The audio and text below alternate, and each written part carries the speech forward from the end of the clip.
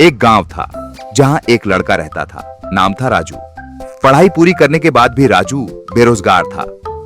एक दिन उसने अकेले में खुद से कहा, मेरे सारे दोस्त कुछ न कुछ काम कर रहे हैं, पैसा कमा रहे हैं और मैं बस यूं ही खाली बैठा हूँ।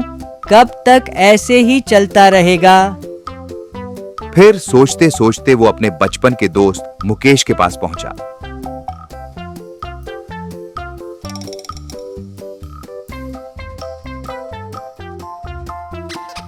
राजू, अरे भाई, मैं तो जिंदगी में कुछ भी नहीं कर पा रहा हूँ।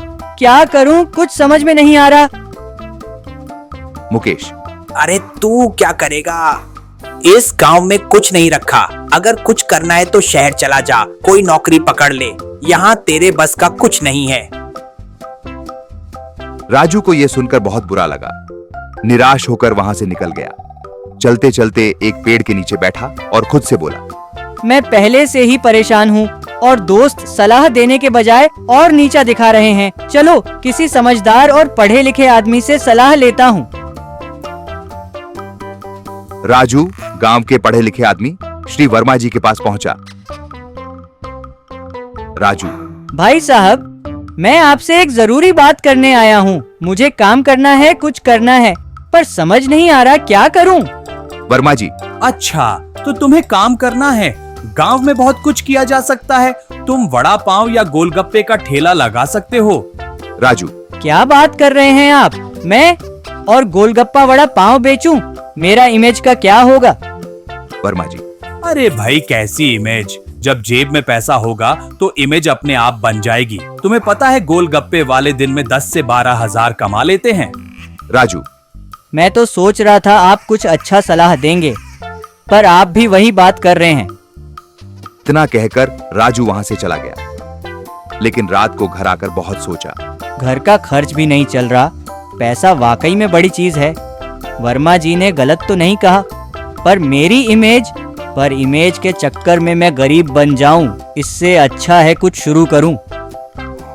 अगले दिन राजू ने अपने घर के सामने ही गोलगप्पे का ठेला लगा लिया। शुरुआत में लोग हिचकिचाए, पर जैसे ही पहला ग्राहक आया और चखा, ग्राहक, अरे भाई, तुम अब तक कहाँ थे? इतने मीठे और स्वादिष्ट गोलगप्पे मैंने कभी नहीं खाए। राजू, भाई साहब, बहुत बहुत शुक्रिया। बस यूं ही आते रहिए मेरे ठेले पर। धीरे धीरे राजू का गोलगप्पा ठेला मशहूर हो गया। लोग दूर दूर से आने लगे।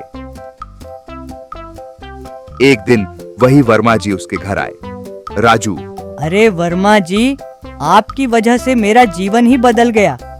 मैंने घर के सामने ठेला लगा लिया और अब रोजाना 8 से 10 हजार का व्यापार करता हूँ। वर्मा जी, हाँ भाई, अब तो लगता है जल्द ही गांव के हर गली में कोई ना कोई खाने का ठेला लग जाएगा। राजू, उस वक्त मैं बड़ा बेवकूफ था।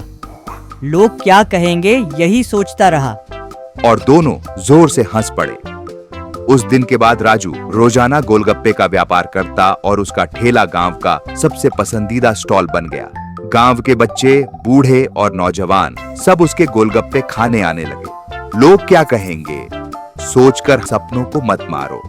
मेहनत और ईमानदारी से किया गया कोई भी काम छोटा नहीं होता।